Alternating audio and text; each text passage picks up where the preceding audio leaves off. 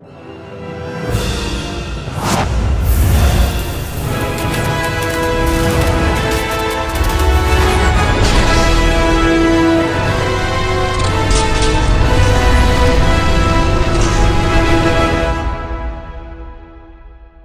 going on, everybody? Welcome back to another video and to my very delayed thoughts on season 2 and season 3 of Jurassic World Camp Cretaceous. So I've been meaning to do the review for these two seasons for a long time. I reviewed the very first season of this show back when it originally came out, pretty much like a few days after it had aired when I had time to catch up on all of it. And then season 2 came out shortly after. I never ended up getting around to season 2 immediately when it dropped. And then I saw that season 3 was coming out. So I ended up watching season 2, then into season 3. And it's already been a bit since season 3 has come out. And yeah, I've had my notes written out for this show and to talk about it a little bit with you guys. And more than anything, just to catalog it here on the channel. You know, I already covered the first season, definitely want to cover the second and third. For anybody who's watching alongside with me, any big Jurassic Park fans who are enjoying the show, or at least for the most part. But yeah, it took me a while, but here we are. I wanted to get into this. Definitely remember a lot about the show. And this isn't going to be a breakdown, a spoiler breakdown of beginning to end and everything that's happening. Just kind of me just rambling my thoughts on the show. And yeah, I'll try to avoid spoilers for the second and third season a bunch because I'm talking about them here in case you've never seen them. But I probably will talk about some things from season 1 since I've already covered that in a non-spoiler capacity, but I won't get too deep into it. For anybody who's not familiar with what Camp Cretaceous is, this is an animated series coming from DreamWorks that takes place during the events, or at least the first season did, and we're going to get into that in a second. The first season takes place during the events of the first Jurassic World movie, which I thought was really cool. We have these characters who are kind of part of a beta test team for this thing called Camp Cretaceous, where kids can kind of go to a summer camp at Jurassic World where they'll be able to see dinosaurs, learn about dinosaurs, yada yada yada. Our main character is Darius, who always dreamed of going to Jurassic World with his father, but his father ended up getting cancer, ended up dying, and he ended up going without his dad. I also just realized that my camera's tilted. You can see the posters back there a little wonky. Let's fix that. Okay, that should be a little bit better. Great. Anyway, so yeah, Darius is now there with all these rest of these kids. You got Yaz, Kenji, Sammy, Ben, the rest of the kids that they kind of have in that first season. And what was cool about that first season is that, like I said, it took place during the events of the first Jurassic World. So if you know that film pretty well, there are moments that, you know, are happening from afar and they're kind of seeing it from a different angle, or it affects them in a different way, which I thought was really cool. A good example of kind of how that all worked is there's that scene from Jurassic World where Dr. Masrani, or the person who ran Jurassic World at the time, his helicopter crashes into the pen for the birds, the bird cage, essentially, the pterodactyls, the pterodons. And yeah, in this show, in the first season, these kids saw it from afar, from a different direction. So it's just kind of cool to see like little connections here and there to the movies, while the show also has had its own story. So with the second season and the third season, I was definitely interested to see where they were going because there was definitely, this implied death of one of the characters, the character Ben. You think that he dies at the very end of the last episode of the last season or the first season. And so, yeah, I was curious to see where they were going to go with that. Yeah, they pretty much instantly reversed that he's okay. And now he's kind of been on his own.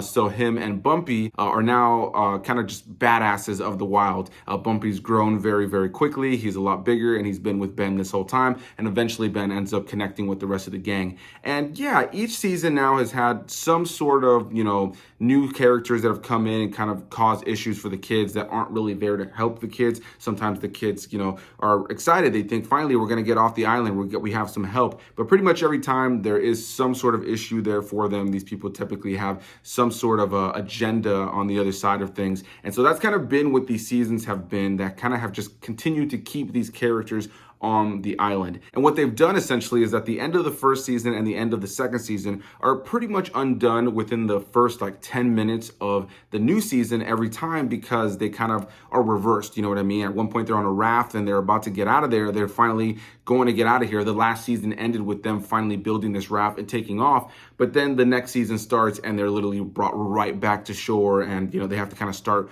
from square one. And so that's been one downside about this show so far, is that each season has kind of been building up to an escape from the island that ultimately has resorted in them kind of being, put back on the island and kind of having to backtrack a little bit. And so, there's been some cool drama there. There's been some cool character development there throughout the course of all this, even though they have had that bit of a formula that kind of seems like they're not going to get off the island, but they're consistently working to get off the island.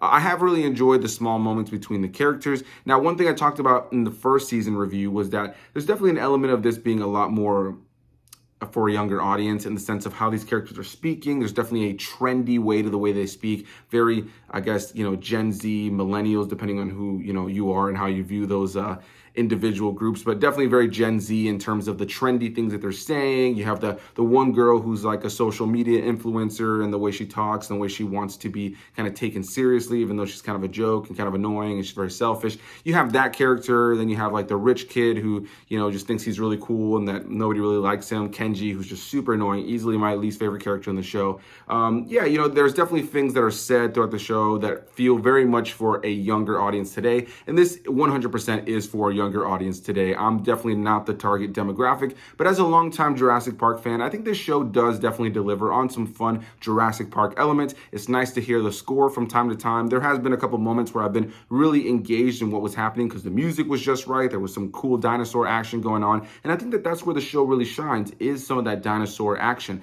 and the small moments between these characters that maybe in the first season you don't really think you're going to like them. Maybe in the first season you don't really know that you're going to be engaged in them and their journey and the bond that these characters are making. But yeah, ultimately, I found it to be a pretty good show so far. I'm not absolutely in love with it. I'm 3 seasons in now, and I know there's a 4th season coming if I'm not mistaken. So I'm definitely curious to see where they're going. I'm on board now. I'm not hopping off. I'm probably going to watch every season until it ends. But yeah, I do wish the storytelling will get a little bit more serious. I want the stakes to kind of get a little bit higher, where there is that kind of genuine feeling of somebody maybe going missing or somebody dying. I don't think they'll kill anybody in this kid show, to be completely honest. I feel like all these kids are eventually going to be rescued off the island, but I would like to see the stakes get a little bit higher, maybe introduce some characters that do end off dying at some point that kind of, make it feel like these characters can actually go through something. There have been characters that have been introduced, but they're usually, again, like the bad guy or somebody you don't really care if they get taken out. So, there's that element. But overall, I have found the show to be entertaining. I think it's a good show for kids. I think if you're trying to get kids into Jurassic Park, it's definitely a cool avenue for them. It's not pure Jurassic Park. It doesn't feel like pure Jurassic Park, but the use of the score in the last couple seasons have actually gone and checked out locations from the movies. The characters have actually gone there and seen these locations. That all has been really cool. And as a longtime Jurassic Park fan, I've really enjoyed those little Easter eggs, hints, and nods at different things from the series. And I do think it respects the series overall, which ultimately I think is what makes me enjoy the show the most. Even though some of the characters and some of the way that they speak is definitely annoying, I do think that this is a show that's pretty good if you're a Jurassic Park fan, and I think something that's really going to work for kids. So yeah, I just wanted to catalog my thoughts on season 2 and 3. It's been a minute since both seasons came out, so you may have already seen those seasons and maybe forgot them, or maybe you just never really got back around into the show. But if you're a fan of Jurassic Park and you like the Jurassic World movies as well, it's pretty cool to see how they kind of interconnect things. The first season is the main one that's kind of connected to what's happening in the movies, because they're just kind of seeing what's happening from a different angle, and Dr. Wu is in the show. But yeah, the second and third season, outside of Dr. Wu, there really isn't much more that connects it to the movies.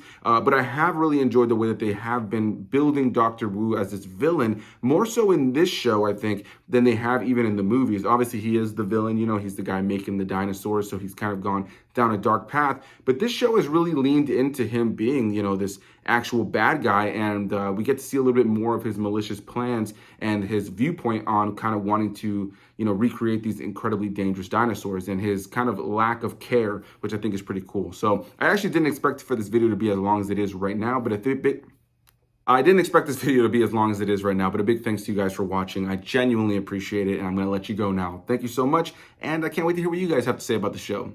Bye-bye.